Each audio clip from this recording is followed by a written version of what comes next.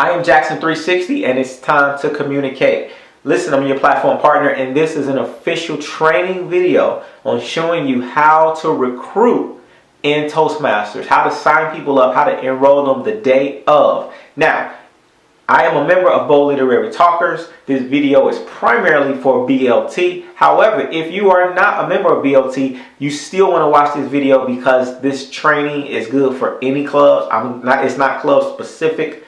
However, let's get it going. So I want to get into it, and I want you guys to understand that the growth of your club, the foundation, is the recruitment process. The way people get started in the club will dictate the way they end up 6 months from now. So recruitment should not be looked at just, hey, here's your application, sign up, we'll get you in. No, this is a process. We want to get people in a certain way, and we don't want everyone in the club. And I'll talk about that a little bit more towards later on in the video. This will be a 4-part video, 4 parts. I'm going to start off with interact with guests. Second part will be the SWAT team. Third part, we'll talk about the treasury role and what are the dues, the costs, and how can you know that. Fourth, the follow-up and how do we follow up with people. So let's go through those 4 things. But before I go through those 4 sections, I'll try my best to be brief. Make sure I want you to think about your club as a business. This is a business. Any business, there's different departments. And different people in these departments, they have to do their own roles. There's a problem when you have multiple people trying to all do the same role. So, for example, imagine if you walk into a grocery store and then there's a person who's the greeter, and the greeter says hello, welcomes you, and then that same greeter is also the person that goes in the back and get you some extra food from the back, and then they take you to the register and they then ring you up, and then if you got a customer service issue, they go to the back and try to solve your customer service issue. That's all over the place. And not only that, they left their greeter position and they left their other role. So whenever you're trying to do another role, imagine your role isn't being taken care of. So this is what happens in Toastmasters meetings a lot. If you are VP of membership or VP of education and you're trying to recruit, then who's doing VP of education work, right? That means if VPE is not getting their new agenda met. If you're a VP of whatever public relations, you should be working on marketing and getting the word out, perhaps shooting a video or something in the meeting instead of trying to recruit people. Let the recruiters do the recruiting. And so that's the first thing I want for you to really understand, is that you have to look at this like a business and allow only the recruiters to do the recruiting. All right? So even if you're a general member, it's okay to interact and talk with people and say, hey, this is a good club. But if you haven't been properly trained, do not do the recruiting.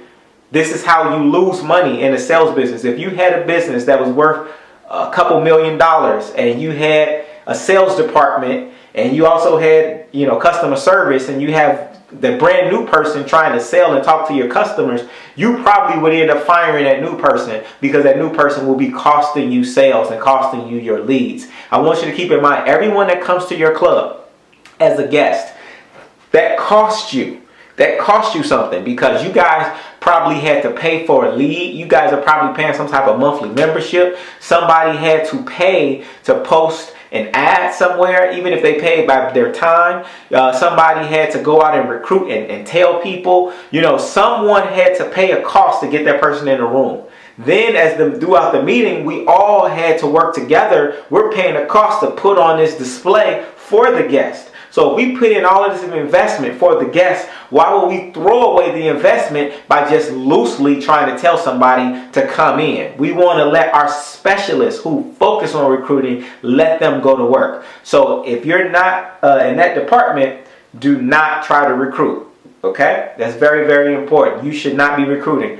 Send that to the treasurer, because what happens when you give the person the wrong price information, and now when they get the right price information, now they're confused. Sometimes when it comes to people signing up, it can be the smallest things that can cause them to not move forward. maybe because you gave them some misinformation and you didn't do it intentionally. So if you're not, again, I want to repeat, if you are not officially a part of the recruitment team, then you should not be recruiting. That means you have to go through these trainings and it has to be approved by your officers that you are on the official recruitment team. So that's one. So let's get into interacting with the guests. Part 1, interaction with guests. Now, interacting with guests, I'll keep this simple, but keep in mind, when we're interacting with guests, we can be too excited about getting them involved in the club without us even knowing if this person is even a good fit for the club.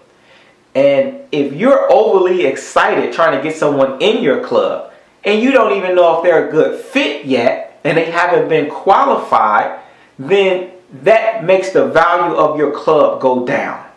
If you went out on a date with someone, you don't really know them, this is your first time meeting, you've only met them for an hour, and all of a sudden they're telling you, hey, I want to get married with you. Why won't you marry me? Come on, let's get married. Once you come back to my house, I cooked for you. Like, you're moving way too fast. That's very unattractive. And it's the same thing in Toastmasters when it's a brand new guest and you're just overly excited about trying to recruit this person, right?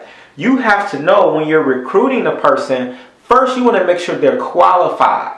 So we want to review and get information from the guest. That we want to ask the guests general information about them. You know, hey, what's your name? Where you're from? Why are you looking to join Toastmasters? What do you think you can bring to the table to our group?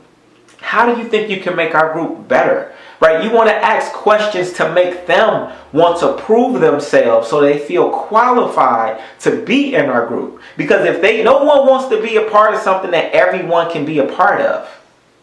I repeat, no one wants to be a part of something that everyone is a part of. People like being in exclusive groups. And if they see that you're screening, now they want to be with you. Because they see you don't just allow anyone in. Same thing with dating and relationships. If you're dating someone and they see that you just are easy access and you have levels to get to know you, they're going to value you more. All right? So we do not want to be overly trying to recruit them. Is when a guest first walks into a meeting, they should immediately be a table that's there where they can grab their agenda, they can grab whatever documentations, but also there should be an application. Soon as a guest walks in, there needs to be a station where they get their application. Now, the way that this all works, everything that I'm going to tell you, it works best when people are playing their positions. If you're not playing if you don't know your position, it's hard for you to win. Figure out what's your position for the day. The same way you have a role when it comes to being in a meeting, you need to have a role when it comes to how are you going to help grow the club when it comes to dealing with guests. What's your guest role today? You should also have that in your mind as well as communicating with the rest of the team. So the sergeant of arms may set up that table. The application should be there. So while the guests are sitting there, let them fill out their application. By the time the end of the meeting comes, now when it's time to enroll them, now it's easier to enroll because they've already filled out most of the application. All right. So that's very, very important. Also, this is also very important that they're filling out that application throughout the meeting, because what this does, it also begins to educate. It begins to educate. I forgot what I was going to say, but I'll get back to that. But have them fill out the application in the middle of the meeting. Okay, or at the beginning of the meeting, as soon as they come there, have them get that application. All right. Also, what should happen? It doesn't always have to happen, but what should happen in the recruitment process is there needs to be an announcement at the end of the meeting. Make this a part of the meeting where a recruitment team member, this can be the president or this may be the treasurer, okay? And at the very end, they close the meeting out.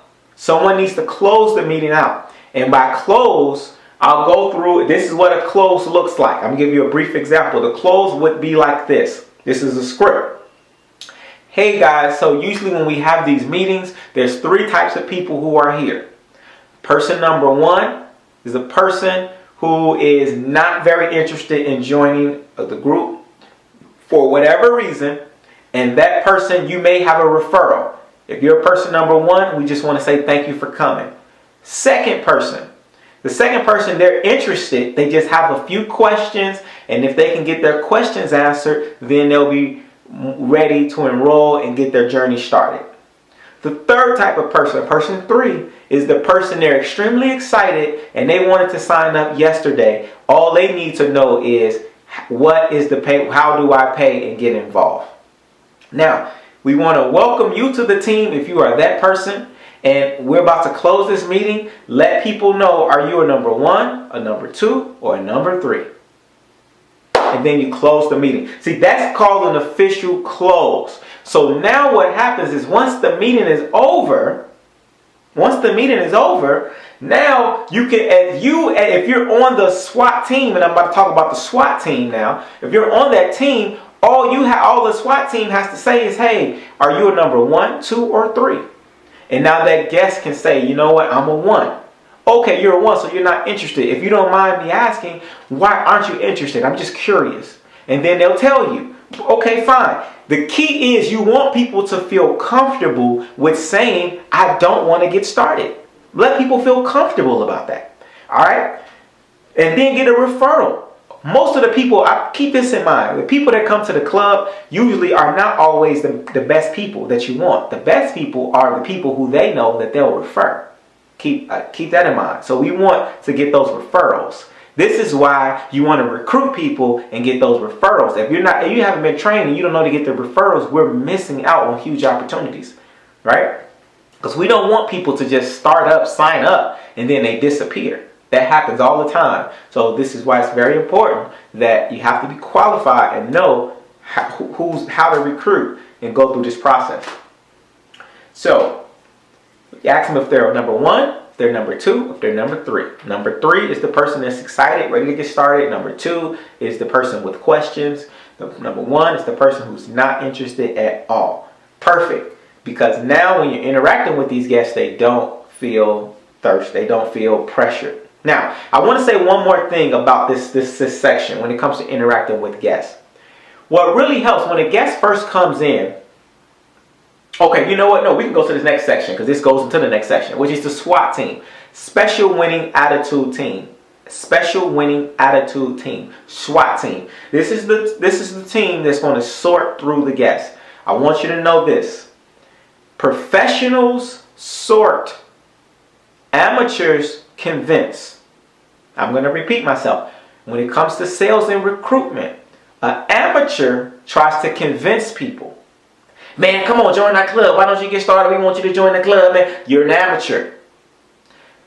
A professional is going to sort through the people to figure out who are the people that we really want. Because at the end of the day, you don't want everyone in your club. It's better to have 20 of the right people who really are on the mission statement of your club than to have 50 of weak people who really aren't passionate, aren't into it. You're chasing them down. Now you got more headaches for the other departments. And we don't want a bunch of people that are there, really don't want to be there. People signing up, not coming to meetings. You're chasing. If you got to drag somebody into something, you're going to have to drag them throughout the entire process. So this is why we want to sort through people, qualify them, and get them enrolled, set up a plan, and have those expectations set, and then hand it over to the next department, right? And so if everyone is trying to recruit, that we just messed up the entire recruitment process, right? So let's go back to this SWAT team. Now with the Special Winning Attitude Team, when people first come into the meeting, you want to just ask questions. 80-20 rule. 80-20. 80-20. That means 80% of the conversation is about the guest. 20% is about you and your club. So what's your name? What brought you here? How did you hear about us? Okay, do you have any expectations for today? Are you concerned about anything today? Have you been a Toastmaster? Oh man, tell me a little bit more about that. Like, just get them to talk. And ask them these questions to get them to talk. Because you're interviewing them, you may ask them about their life and say, hey man, you got any interests? What else do you do outside of Toastmasters? They might say, I play basketball.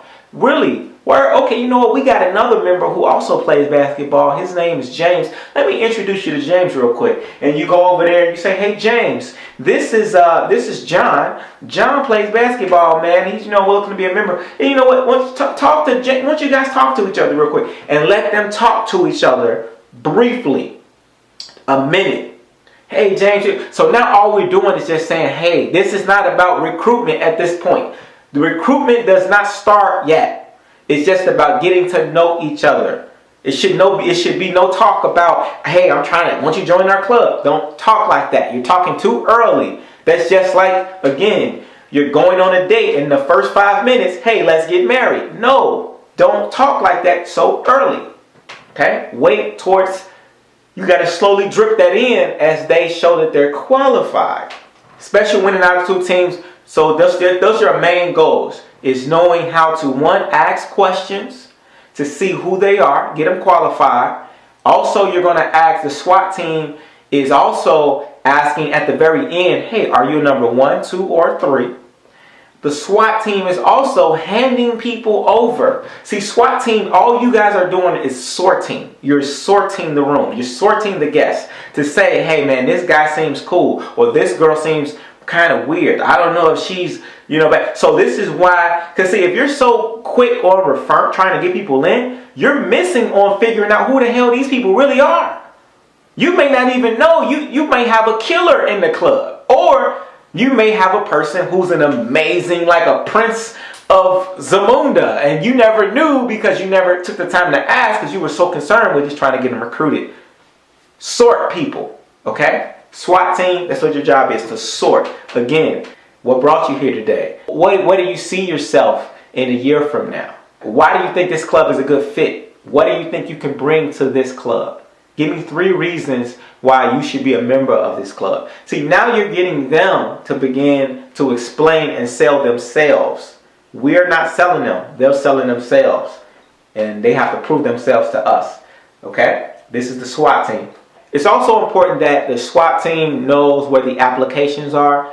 The applications and information should be inside some sort of a suitcase or something. We want to have a lot of applications printed and available so people can fill that out. Try to never send someone online. When you send people online, usually those people are not going to sign up. I want to understand when you're closing people, when they're in front of you, you have a much higher ratio to close. If a person's acting like they're not interested, then the best solution may be to take it away. You know what? I don't think this is a good fit for you either. When you say that, now people are like, hold on, why are you taking it away from me? Now, when it comes to the treasury, understanding, one, what are the dues? Only let the treasurer really break down the dues to a guest. I'm going to explain to you what the treasury is because you should know, but allow the treasurer to break it down, or the president, either the president or the treasurer. Let them explain it because you don't want to give misinformation. Even though you may know it, if it's different than what the treasurer has said, it could be a conflict. Also, the treasurer may have a goal. I'm going to give you an example. I'm the treasurer in my club. I'm also one of the recruiters. If we're trying to get money because we want to go on an upcoming convention and that's going to cost, we need to build our club dues. As a treasurer, I know there's no money, so I need to recruit people tonight to get those club dues so that we can pay and get people in. If you don't know that, you may be telling people to know they can go online and just, or bring a check when they come back in 2 weeks. So now there's a conflict. So that's why it's best to just refer, say, hey, you want to know about the treasury? Talk to that person right there. All right? And me as the treasurer, or you as the treasurer, if you need to, you can either make an announcement during the meeting and say, hey, here's how the treasury works. Perhaps do that at the very end of the meeting during the announcements. Or you can bring all the new people, all the new guests, bring them over to a corner, 3, 5 of them, and just say, hey, this is how the treasury works. And just allow all the guests to talk to one person at one time. That's a good strategy too. All right. In fact, speaking of that, at the end, when that meeting is over and they say meeting adjourned, as most people, this is a big mistake people make. Everybody just wants to get up and they get up without any plan. They just, hey, let me talk to you. Let me talk to you. No, when they say meeting adjourned, this is when you need to have a plan. If you're the person that's breaking down the room, you just break down the room. Because if you're not breaking the room down, if I'm the treasurer and I'm the recruiter and I'm trying to help break down the room, guess what? The recruitment isn't getting done. So you do your job and then let the recruiter do their job. So you always got to ask yourself, what's my job? Once that gavel hits down, what am I doing? Am I on the SWAT team? Am I sorting? Am I asking people questions and sorting them? Or am I about to enroll someone? Or am I literally just going to go up, say, thank you for coming, we appreciate you. Hey, this is who I am. And make sure you talk to that person, the treasurer, to get yourself enrolled. So it's all about handing it off. But if you're not fulfilling your role, then again, we are missing out on opportunities. Okay, huge. And you're missing out on the growth of the club. So it's very, very important. Now, let's get back to the treasury. So dues are paid twice a year. Right now in Toastmasters, it's $45. $45 for membership fees. If you have a club, your club also has fees. My club has a $12 club fee. So $45, you add the 12, that's about $57. So that's what everyone pays every 6 months. If it's a new member, they also pay $20. That's $77. They do that one time, depending on whenever. They do that pretty much almost whenever they join. Again, let me repeat that. So every 6 months, every member pays $45 plus whatever your club dues are. All right, they do that every 6 months. Every 6 months, it's always going to be $45 on top of that club fee. Now, this is when things change. If you're a new member, it's an additional $20. That is a processing fee. And they do not get materials with that. Every new member pays a $20 processing fee, regardless. If you have any questions, call Toastmasters International and ask them about the application process. Now, here's where things are a little bit different. If a person joins during the middle, if it's not April or October, there is what you call a a prorated fee. So usually that's $7.50 per month. It is going to be reduced. Here's an example. The month of April is the start of a cycle where everyone pays $45.